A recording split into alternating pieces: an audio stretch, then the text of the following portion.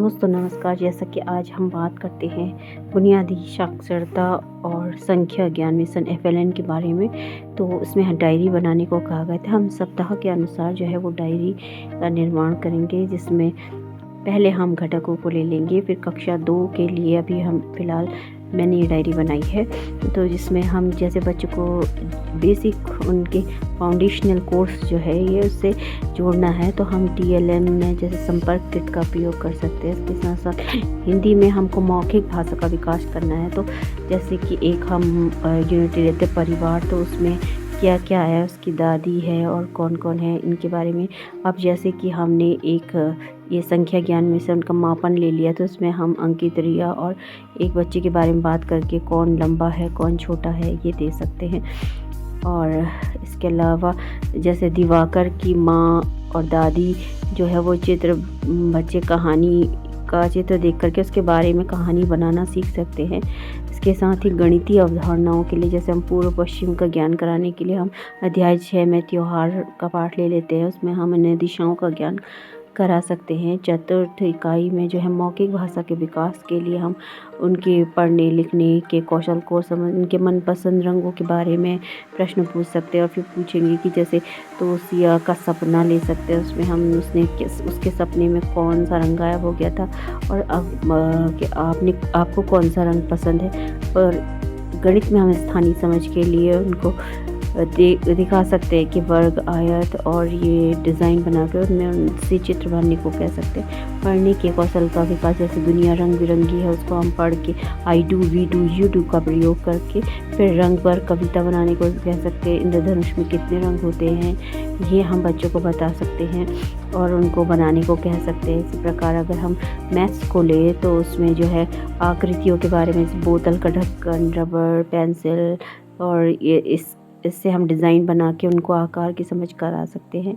इसके अलावा जो हिंदी में हम पढ़ने के कौशल का विकास करेंगे, तो कौ शब्द जैसे कौन, कहाँ, क्या, किसने, इनसे प्रश्न बना सकते हैं। इसके अलावा हम गणित में उन्हें आकार की समझ के लिए बिंदु दे सकते हैं, उनसे आयत, वर्ग या अलग अलग डिज़ाइन बनाने को कह सकते हैं। एक कोई चित्र बनाकर, जैसे घर का चित्र बना करके उसके आधार पर हम प्रश्न पूछ सकते हैं।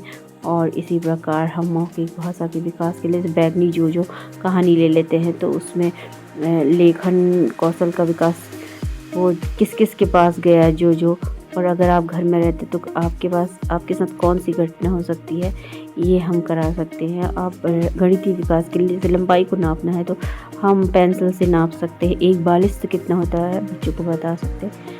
और इसी प्रकार हिंदी में अगर हम लें उनके शब्द भंडार को, तो हम निपुण पुस्तिका का प्रयोग करके भी उसमें मात्राएं दी गई हैं तो हम बता सकते हैं। और हिंदी में अगर हम तोसिया का सपना लेते हैं तो बच्चों के रंगों के बारे में बातचीत कर सकते हैं बच्चों से। और इस तरह जैसे पुस्तकालय का प्रयोग करके कुछ ऐसी रंगों की किताबें हैं उनको हम ले सकते हैं। इसी प्रकार गणितीय संप्रेषण के लिए संख्या ज्ञान और समूह बंटवारा अगर चाहते हैं हम उनको केले दिखा सकते हैं। फिर इनको जैसे हम कह सकते हैं कि 18 बच्चे हैं और हमारे पास 12 केले हैं, तो फिर समूह में इन्हें 3-3 के समूह में रखना है तो कितने केले हुए, इस तरह से हम करा सकते हैं। इसी प्रकार हम हरी भरी धरती का चित्र बना करके हिंदी में उनको बता सकते हैं कि इस चित्र में क्या क्या है। और अगर हम गणितीय संप्रेषण की बात करते हैं तो कैलेंडर के द्वारा उनको मौसम का आनंद जो है वो पाठ से लेकर के उन्हें बता सकते हैं कि एक महीने में कितने दिन और किस तरह से संडे कौन कौन सी डेट को पड़ रहा है, अक्षर ज्ञान करा सकते हैं। इसी प्रकार 2 के छोटे बच्चे हैं, हम उनमें गणितीय विकास करने के लिए हमें रेलगाड़ी से संबंधित प्रश्न पूछ सकते हैं। रेलगाड़ी में किस तरह से टाइम होता है ये बता सकते हैं। संपर्क किट में जो हमें घड़ी मिली है उस घड़ी को दिखा करके हम उनसे प्रश्न घंटा, मिनट और सेकंड का जो है अनुमान मतलब कैसे देखेंगे इसको बता सकते हैं हम। अगर हम अगले सप्ताह में, तो ये हमें सप्ताह वाइज कराना है, तो जैसे निपुण पुस्तिका में सुनीता और फूल है तो मात्राओं का ज्ञान करा सकते हैं। उसमें कबूतर बड़े की मात्रा को हम दिखा सकते हैं। ऐसे फूल पाठ हम पढ़ा रहे तो आपने फूल कहाँ कहाँ देखे और आपको कौन सा फूल सुंदर लगता है, उसके खिलने का समय, महीना और ये सब प्रश्न पूछ सकते हैं। गणितीय संप्रेषण का विकास करने के लिए और गणित में हम दाएं-बाएं का ज्ञान, दिशाओं का ज्ञान कराने के लिए एक आकृति जो उनकी किताब में ही दी गई है, उससे हम मॉल कहाँ पे है, किस दाईं साइड, बाईं साइड, ये सब दिखा सकते हैं। दिशा सूचक का प्रयोग करके उन्हें जो है वो नक्शे में, जैसे भारत का मैप ही दिखा करके हम उसको बता सकते हैं उत्तर में भारत के क्या है और दक्षिण में क्या है, पड़ोसी देश कौन कौन से हैं। इसी के साथ साथ पुस्तकालय अगले सप्ताह जो हम उनको पढ़ने का कौशल सिखा रहे, तो व्यवहारिक ज्ञान देना पड़ेगा हमें। पौधों को बड़ा होने के लिए जैसे क्या क्या चाहिए, अगर हम कोई बीज बोते हैं तो हम कैसे उसको बड़ा कर सकते हैं, इस तरह से।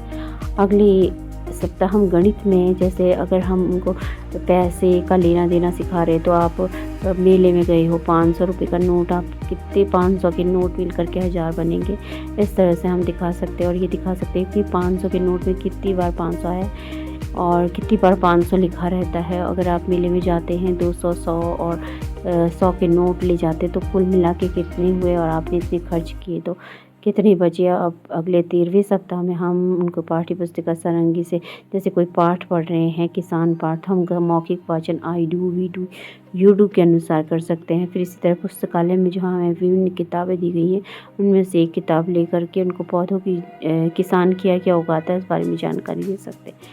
अगले सप्ताह जो है गणित में भी इसी प्रकार हम डाटा बनाने के लिए उनसे कुछ कलेक्शंस करवा सकते हैं, जैसे गांव में कितने बच्चे हैं, कितने बूढ़े लोग हैं और वो व्यक्ति कौन है जो कृषि करते हैं, इस तरह से आंकड़े एकत्र करना बता सकते हैं। गणितीय विकास के लिए हम पहेलियों वाला पाठ यदि हम उनको पढ़ाते हैं, तो पहेली कैसे बना सकते हैं ये बता सकते हैं। इसी के साथ धन्यवाद।